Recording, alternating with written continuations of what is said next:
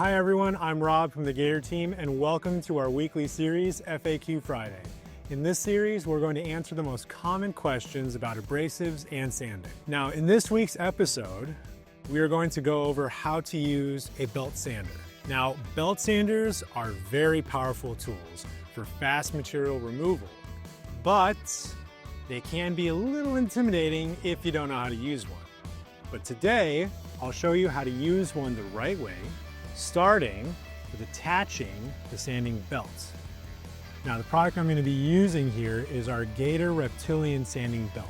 Man, these things are built tough. They are built for sanding projects. They resist heat, they cut very fast, and they last a lot longer than standard belts do. Now, I'm using the 60 grit belt, which is great for heavy paint, old finishes, or if you're just trying to remove wood rapidly. To begin with, what you're going to want to do when you're removing the old belt off is by releasing the tension on either side of the sander.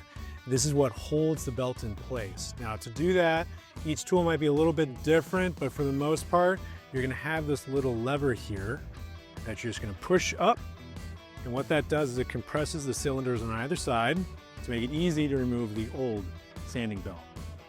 And from there, all you would do is get your new Gator belt.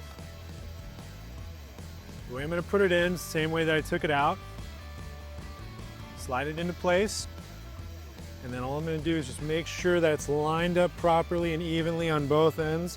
Now that I see that it's pretty dang level, I'm going to go and I'm going to push this lever back in. And now I'm ready to rock and roll. And remember, always do this when your tool is unplugged or it's removed from its power source. Now, like I said before, when you place this in, it does go in a certain way.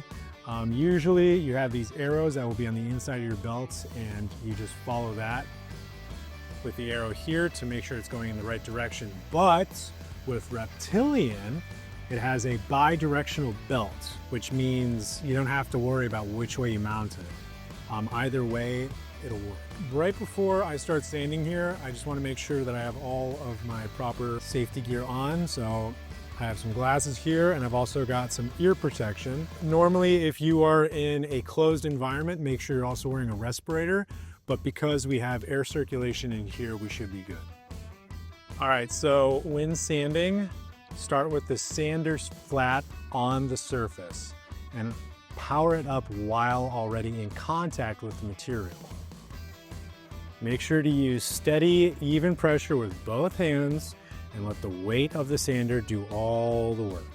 Now, as you see, we're moving along with the wood grain. Make sure you're always going in the direction of the grain and keep the sander moving. Never stop in one single spot for too long because that's how you'll make grooves. So let us know in the comments if you have any questions that you want answered.